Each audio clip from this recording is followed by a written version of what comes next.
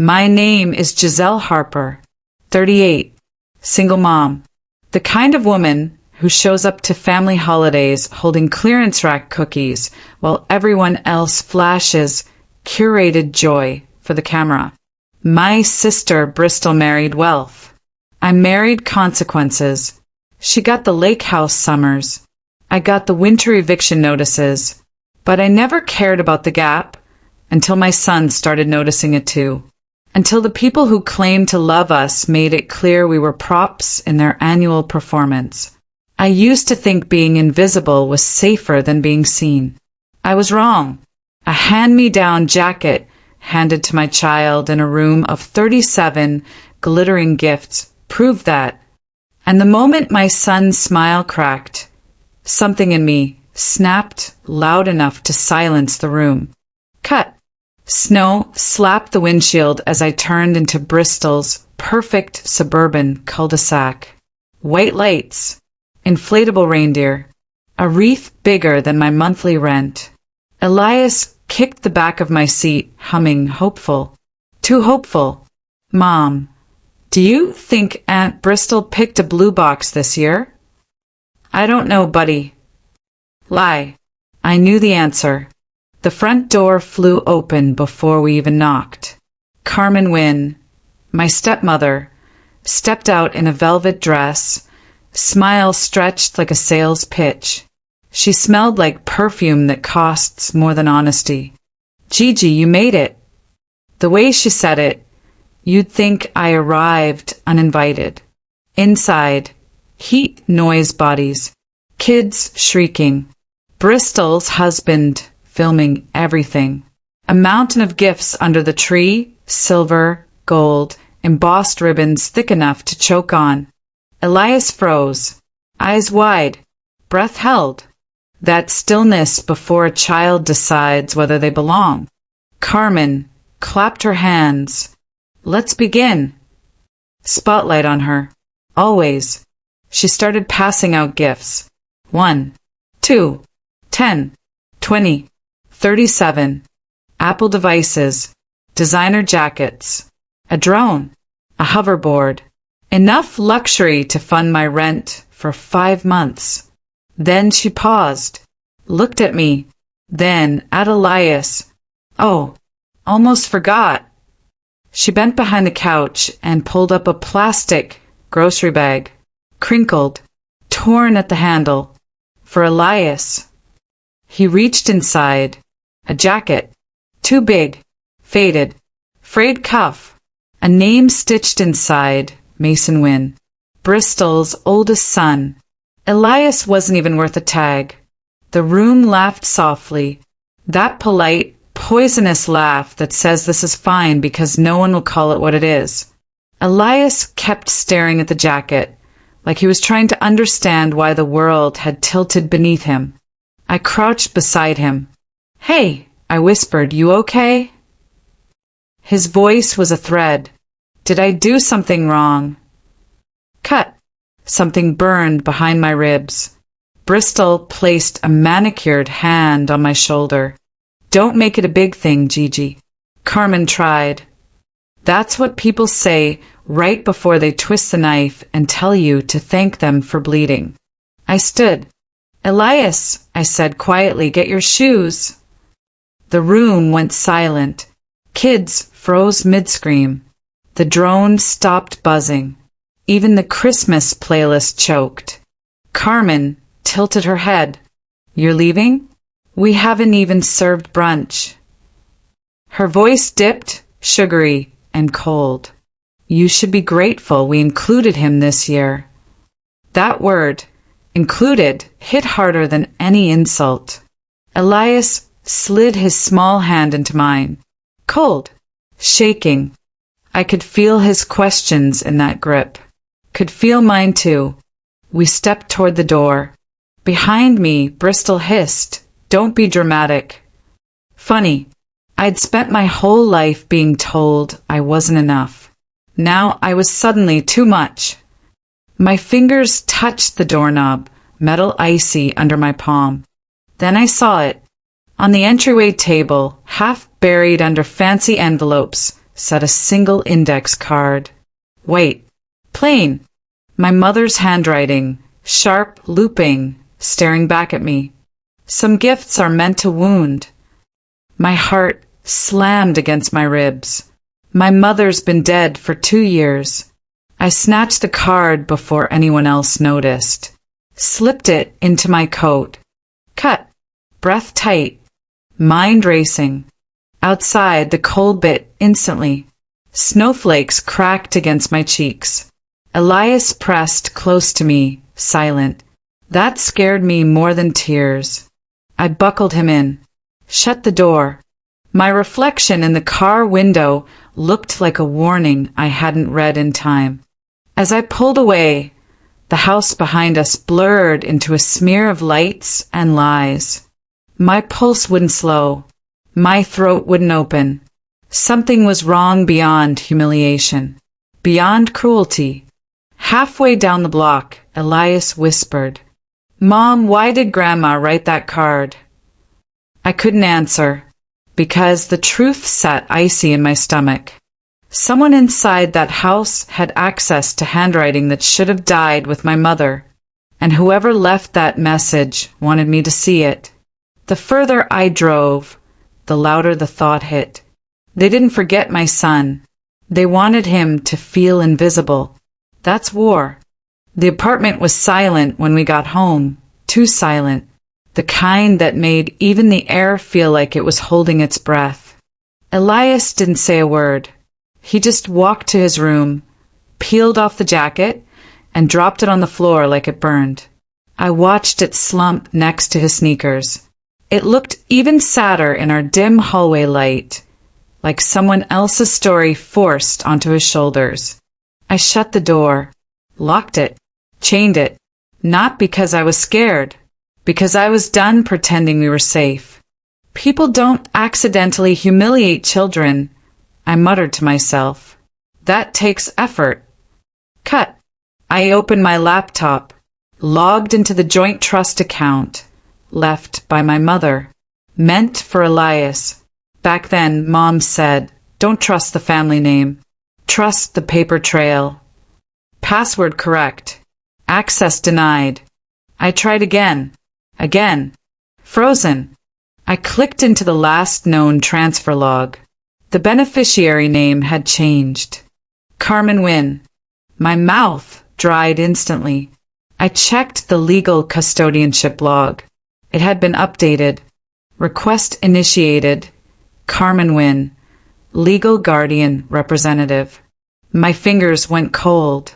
I hadn't signed anything. My mother's trust was ironclad.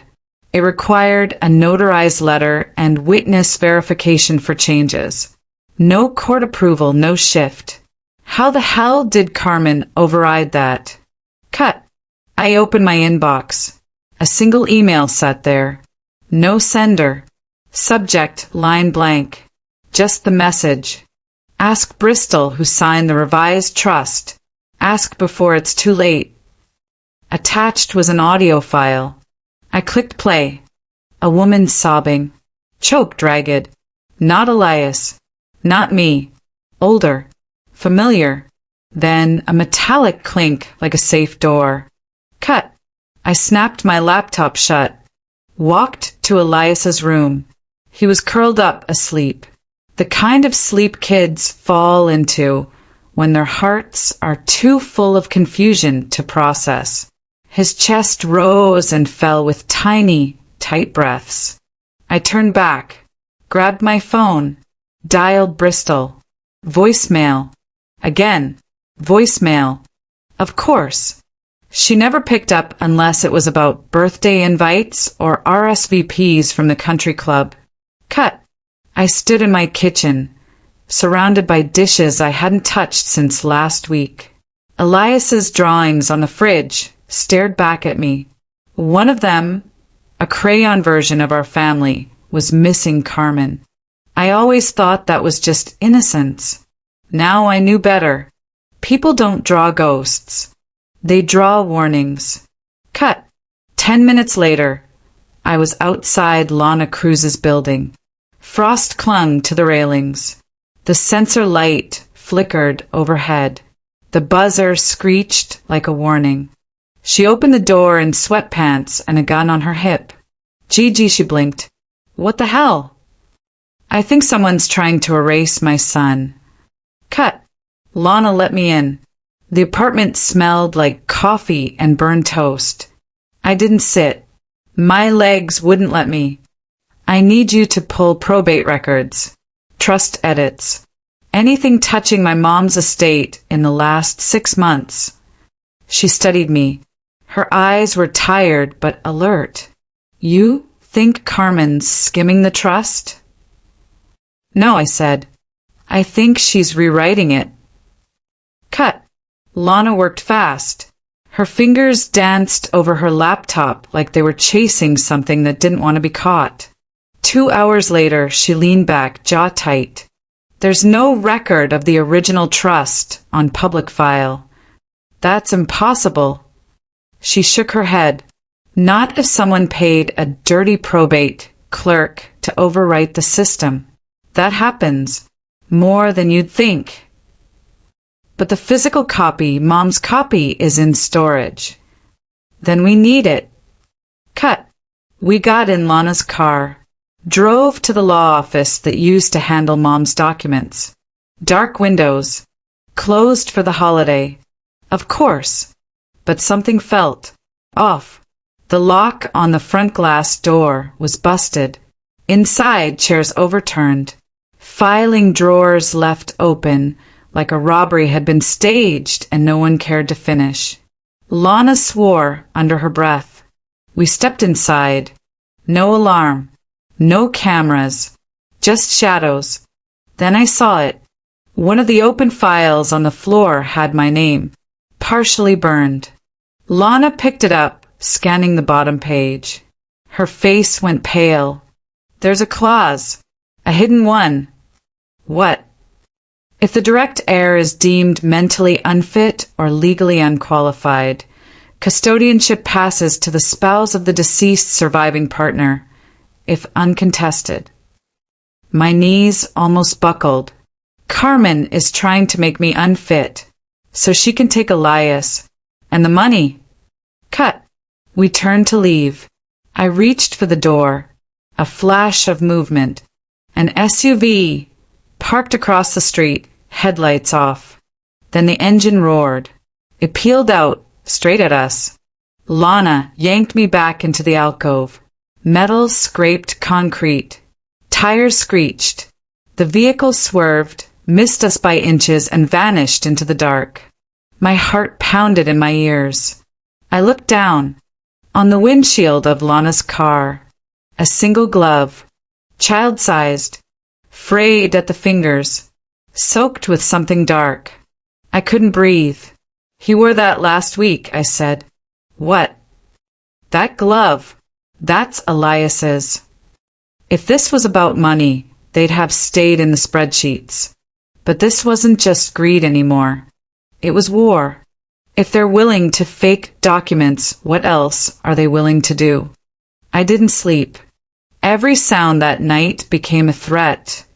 Pipes groaning, radiator knocking, distant footsteps in the hallway.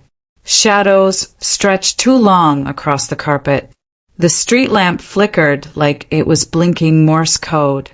At 4:02 a.m., I stood in the doorway of Elias's room, watching him breathe. He shifted slightly in his sleep, whispered something I couldn't catch. A child that small shouldn't have to dream, defensively. Cut. By sunrise, I had coffee, a burner phone, and a plan. Not a good plan, but panic wears a mask that looks like purpose. Lana called at 6:11 a.m. They wiped it, she said. County archives, court clerks. Someone vacuumed every trace of the original trust out of the system. My stomach clenched. Then we go analog. Cut. We drove 2 hours north to Rosedale Storage, the last place I knew Mom kept physical records. The building was beige, windowless, and smelled like old mildew and forgotten intentions. We approached Unit 308. The keypad beeped once, then denied my access code. Lana tried hers. Nothing. Someone changed the code, I whispered. No way they did it legally.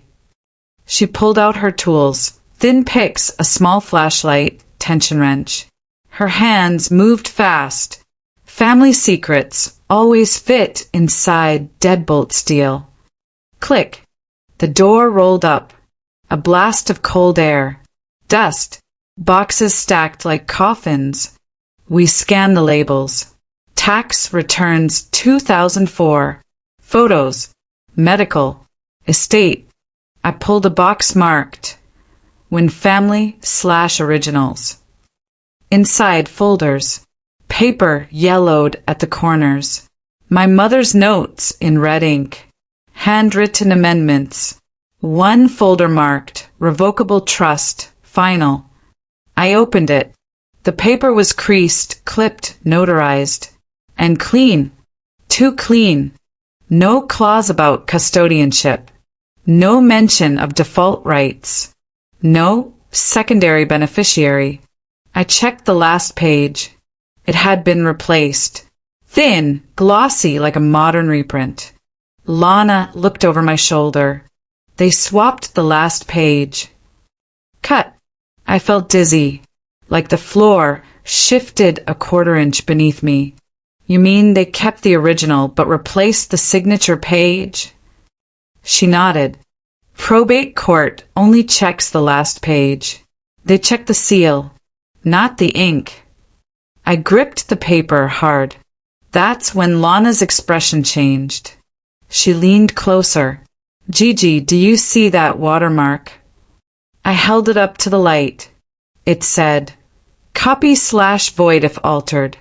My mother never printed anything on watermarked paper. This was printed last month, Lana whispered. We both turned at the same time. A camera, hidden in the corner of the storage unit. Tiny, blinking red. I froze. We were being watched. Cut. I ran to the door, pulled it halfway down. Darkness caved in. Lana pulled out her phone. Tried to connect to the cam's IP. Encrypted, she hissed, and motion triggered. So they know we found it. They knew we'd come here. This was bait. My phone buzzed. Unknown number. I answered without thinking. A man's voice. Smooth. Measured. Curiosity is dangerous, Giselle, especially for someone already written out of the ending. Click. Line dead. My hands shook. Lana locked the unit. We have to go. Now. Cut. We got back into the car. No one on the street. But my gut twisted. The same feeling I had at that party. Like my skin knew something I didn't. Halfway down the highway, a black SUV pulled behind us. No plats. Same model. Same window tint. It didn't pass. Didn't change lanes. Lana checked the mirror. We've got a tail. You sure? People with nothing to hide don't drive like ghosts. I reached into my bag, pulled out the index card from the night of the party, ran my thumb across my mother's signature. But something caught my eye. The ink. It bled slightly in the corner. A smudge. Fresh. As if the card hadn't been written 2 years ago. But 2 weeks ago. Cut. We pulled off the freeway. Turned sharp. Ducked into a parking garage. Waited. The SUV didn't follow. Lana exhaled. Temporary dodge. I nodded. Temporary's enough to breathe. We parked. Sat in silence. Then she said, You know Carmen's ex-lawyer? Deegan.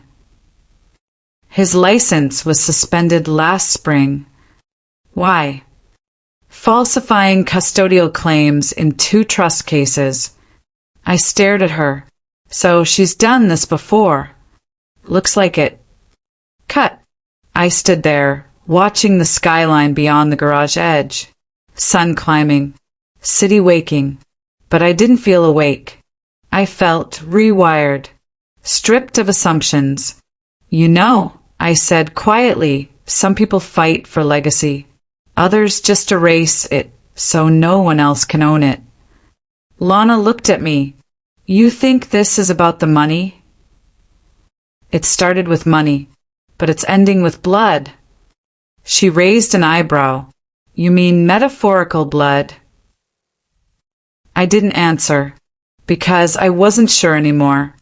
As we walked toward the elevator, her phone buzzed. An email. She opened it. Froze. What? I asked. Her voice was hollow. They filed for emergency guardianship of Elias. Hearing in 48 hours. I stopped walking. My ears roared. I couldn't feel my hands. They're trying to take him from me. No, Lana said. They're trying to take everything. She turned to me. Her eyes weren't tired anymore. They're not threatening anymore. They're hunting. The street was empty. Frost rimed every windshield. Breath came out in white plumes. I stood under a dirty street lamp, glancing over my shoulder. My pulse beat loud. I counted the seconds in darkness. Detective Lana Cruz had parked 2 blocks away. She signaled. I climbed in. The heater kicked in. The warmth felt false. We drove in silence. You sure we want to do this? Lana asked, voice low. I closed my eyes. If I don't, someone else will. And they won't ask permission. Cut. The law office where Mom's estate was stored sat behind scratched glass doors. The lobby was empty. Files littered the floor. Chairs smashed. No cameras working. The scent of stale donuts hung in the air. Lana pulled on gloves. She moved like a hunter. I stood near the reception desk. My fingers brushed against shards of broken glass. Small, sharp, intimate. Reality is stitched together by paper and signatures. I repeated that to myself like a mantra. We found a steel filing cabinet labeled Active Wills.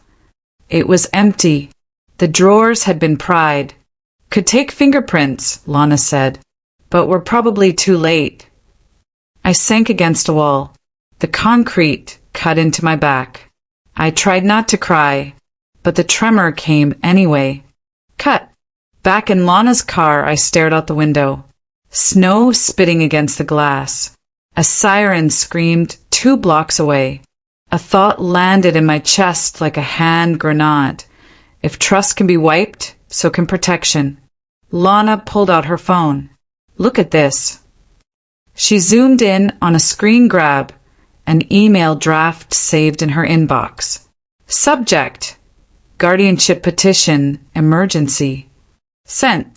Timestamp: 7:52 a.m. That morning. Someone beat us to it, she muttered. My stomach dropped. I thought I'd made the only move. I was wrong. Cut. That night, Elias slept under his blanket thick. I sat beside him, his forehead against my shoulder. The house was too quiet. My phone buzzed. Unknown number. Your son's first snowman will be his last if you don't drop the claim. Silent pause. Then a click. I stared at the blank screen a long time. I picked him up, held him tight. Fear becomes the greatest negotiator. Cut. The next morning, I walked into the school parking lot. Snow crunching under boots. I pulled up behind the minivan that belonged to Carmen's lawyer. Same one seen in Lana's video. I didn't honk. I didn't stop. I just watched him walk inside the building. Inside the office, I copied the hard drive Lana gave me onto a flash disk. One file stood out. power_of_attorney_final.pdf. Dated last week. Signed. Notarized. witnessed by a name I didn't recognize. But the signature wasn't mine. I printed the file, held it close. The ink glared under fluorescent light. Too fresh. I looked at the signature line. Typed by hand. Giselle Harper, signer. That was the last piece. Proof. Cut. Back in the car. I exhaled slow. But nothing changed. Lana checked the rearview mirror. Eyes sharp. We're not alone. She touched the gun at her hip. The warmth of metal anchored me. We didn't stop. We didn't argue. We drove straight to the courtroom. The doors were locked behind a private hearing sign. Snow fell outside. The courtroom was empty, except for a stack of manila folders on the judge's bench. Lana clicked record on her phone. She slid the folders forward. Inside, pages with old seals. The original trust. Unedited. Unstamped. Proof that Carmen's revision was a forgery. A gasp from the door.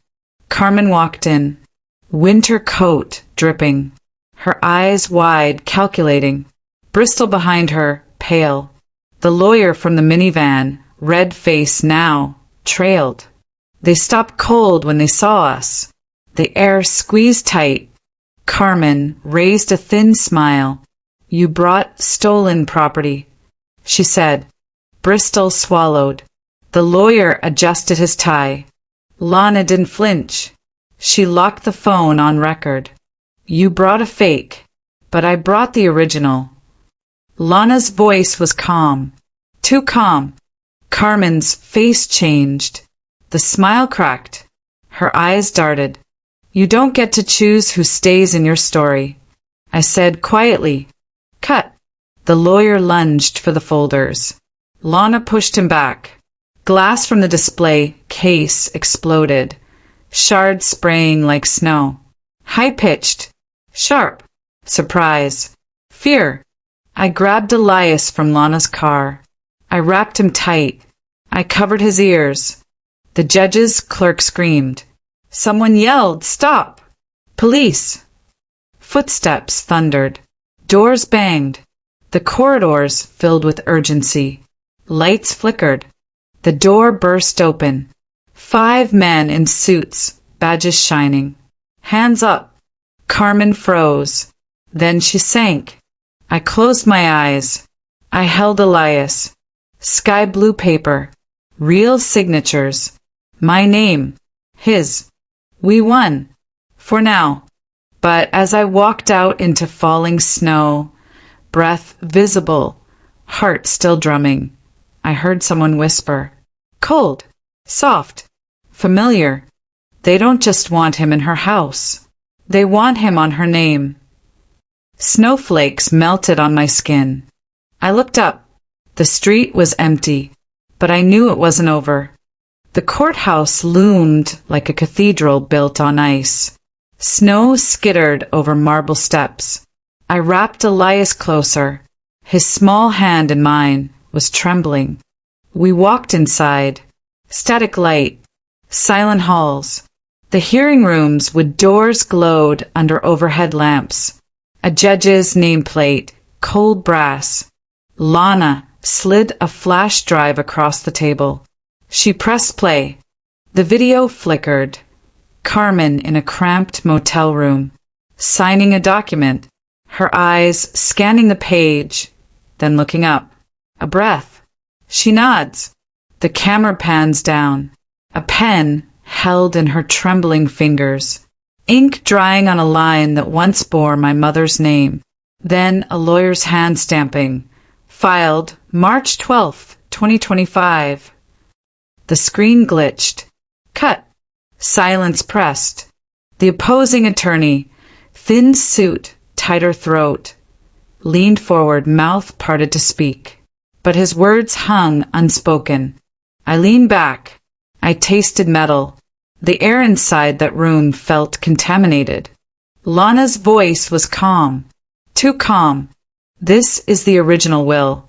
Mom's handwriting. Notarized years ago. Verified. no revisions, no guardianship transfers. All prior filings are fraudulent. Heat slammed through me, a heat so hot I could taste ashes.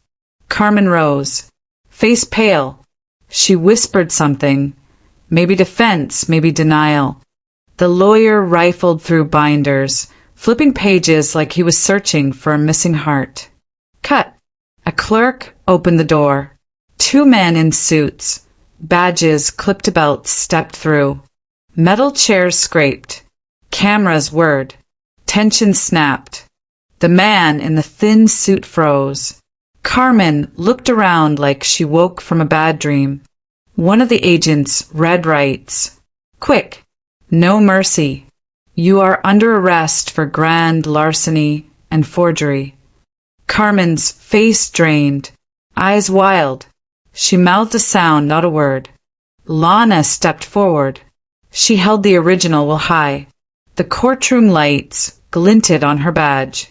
You tried to erase us, she said, voice rock solid.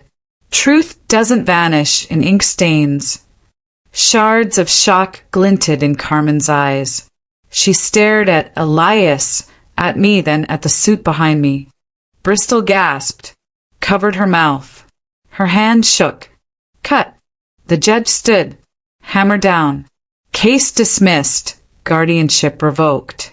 Powers of attorney nullified. Transfer order sealed. Relief crashed over me. The kind you can't breathe under until someone opens a window.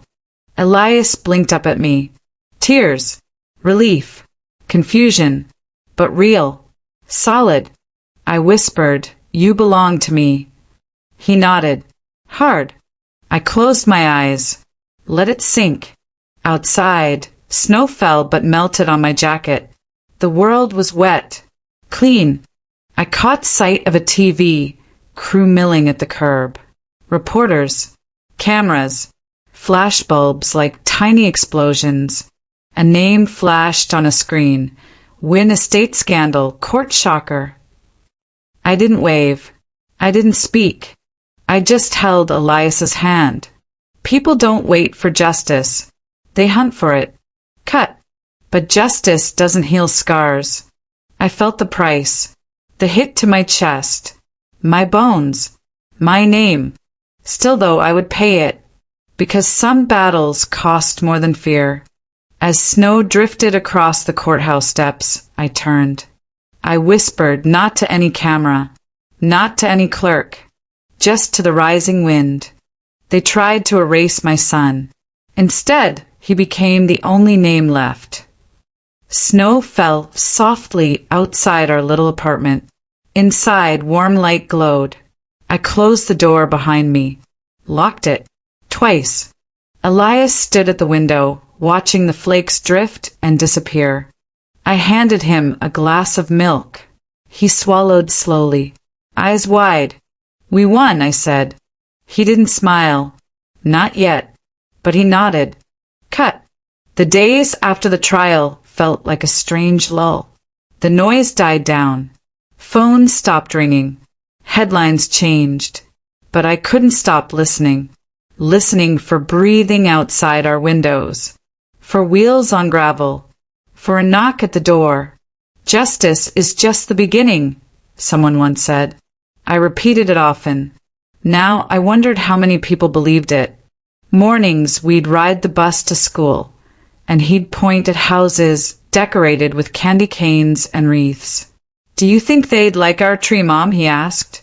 I squeezed his hand. They'd love it. But I felt the weight of every camera, every whisper. Cut. One afternoon a package arrived. No return address. Just my name and Elias's. Inside a small bear. Worn. Cleaned. Nothing new. No tag. No note. I dropped my bag. Heart slammed. Elias picked up the bear. Soft paws. Empty eyes. He hugged it. Mom, is this from Grandma? He asked quietly. I studied the stitching. Recognized the faded tag. No, sweetheart. I said. This is from someone else. The bear's smell, old, musty, reminded me of closed storage vans, empty rooms, lost things. That night, I told Elias what they tried to take, not just money, not just custody, but the right to belong. I whispered, "Family isn't people who give you gifts. Family is people who show up." Cut. Weeks passed. The white noise of fear lifted, mostly. I stared at the empty windowsill where the bear sat and felt a strange mixture of serenity and vigilance. I remembered a line, "Not all monsters wear masks. Some just wait until the lights go out." I locked that thought behind my teeth. Cut. Then came the call. Detective Lana on the line. Hard breath. "Gigi, I found something." She told me she unearthed a string of similar guardianship fraud cases. Dozens. Across 3 states. Names changed. Documents forged. Babies, children, estates. Always the same lawyer. Always the same firm. The one Carmen hired. My case was never about me alone. It was about a system built on silence and profit. She said, "You want to end this? Or just survive it?" I didn't answer. I closed my eyes. The silence in the room screamed. Cut. I picked up the bear, held it close to my chest. "I want to clean the mess." Lana didn't respond, but I heard her shift on the line. Approval. Cut. A week later, a press conference. Snow again. Cameras, lights, reporters shouting questions. Carmen, now in handcuffs, escorted out. Headlines about child predators and inheritance law. Win estate scandal exposed. Millions recovered. Rights rescued. Elias hid behind me, fingers laced in mine. I bent down. I whispered, loud enough for him to hear over the noise. "You are seen. You are safe." He raised his eyes. Brave. Fragile. Real. Cut. Later that night, snow still drifting. The bear sat on his bed. Small. Quiet. I watched him sleep. Light from the street lamp slipped through the blinds. Each stripe across his face like a barcode for redemption. I stepped into the kitchen, wrapped a blanket around my shoulders. I whispered to the dark. Some try to erase us. Some try to rewrite. But names written in courage don't fade. The wind rattled the window. Then silence. I turned. My son was home. Safe. And for the first time in a long time, I believed that was enough.